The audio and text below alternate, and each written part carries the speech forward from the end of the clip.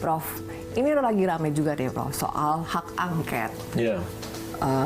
Mas Ganjar pernah menyampaikan hal yang sama, itu bahwa itu possible dilakukan.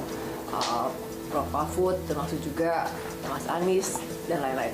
Artinya apakah kemungkinan hak angket yang akan diajukan oleh pihak yang mungkin disebut kalah ini Prof itu bisa dilakukan Prof kalau melihat dinamika saat ini? Ya, kalau dilihat dari peraturan-peraturan mengenai hak angket itu bisa saja itu mereka lakukan dan harus ada pengusulnya lebih dulu dan itu nanti dibawa ke sidang paripurna kan apakah mendapat dukungan mayoritas dari DPR atau tidak. Kalau mendapatkan dukungan mayoritas maka usul itu menjadi usul DPR. Dan DPR akan membentuk panitia angket yang melakukan penyelidikan terhadap masalah-masalah yang dikemukakan oleh para pengusul tadi. Misalnya apakah pelaksanaan pemilu sekarang ini ada campur tangan dari pemerintah atau tidak? Sebab kan yang menjadi subjek yang diangket itu kan pemerintah. Kalau KPU kan sebenarnya bukan sebuah lembaga independen. Mungkin saja diangket KPU-nya, mungkin juga diangket ada tidak intervensi pemerintah dalam penyelenggaraan pemilu ini. Nah, tapi tentu ada proses politik lebih dahulu yang harus dijalani. Apakah cukup suara di DPR untuk menggolkan hak angket ini? Kalau dengan komposisi yang sekarang sih ada rada-rada berat juga ya, karena partai-partai dan jumlah anggota DPR yang berpihak kepada Pak Prabowo kan lebih banyak daripada yang berpihak kepada dua kubu, Pak Anies dan Pak Ganjar.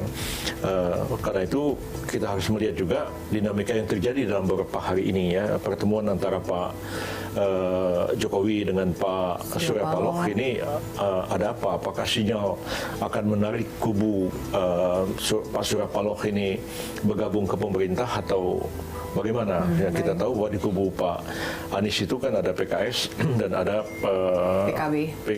PKB. Oh ya, PKB ada di situ. Ya. PKS. Nah mungkin sih kalau ditarik juga PKB ditarik barangkali yang di luar sebagai oposisi tinggal PKS.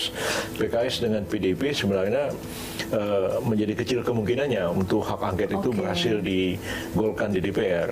Tapi andai kata memang itu berhasil diwujudkan, DPR betul-betul melakukan hak angket ya, proses angket itu akan berjalan sangat lama. Ya, 6 bulan belum tentu akan selesai ya, karena melakukan hearing, penyelidikan dan sebagainya. Ujung-ujungnya adalah rekomendasi, kesimpulan dari DPR. Dan itu kan ditujukan pada pemerintah untuk dilaksanakan. Nah, seperti apa rekomendasinya? Nah, sementara misalnya MK telah mengambil putusan terhadap sengketa hasil pemilihan presiden sekarang ini.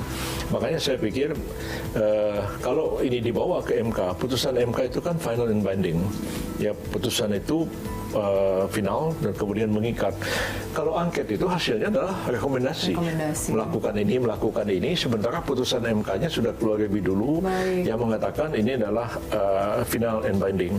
Kecuali yang mungkin sulit terjadi adalah apabila para pihak tidak mengajukan sengketa ke Mahkamah Konstitusi. Artinya putusan yang final and binding tidak ada, kemudian angket dijalankan dan angket ini kemudian memberikan satu rekomendasi untuk ditindaklanjuti.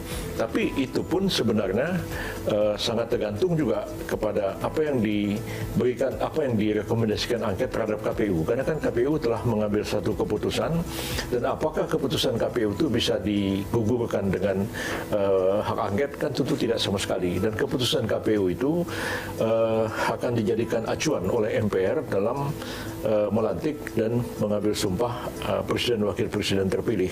Kalau semua proses ini sudah dilalui, maka hak angket itu seperti ada hasilnya, tapi tidak berdaya apa-apa, tidak punya kekuatan apa-apa lagi, seperti itu.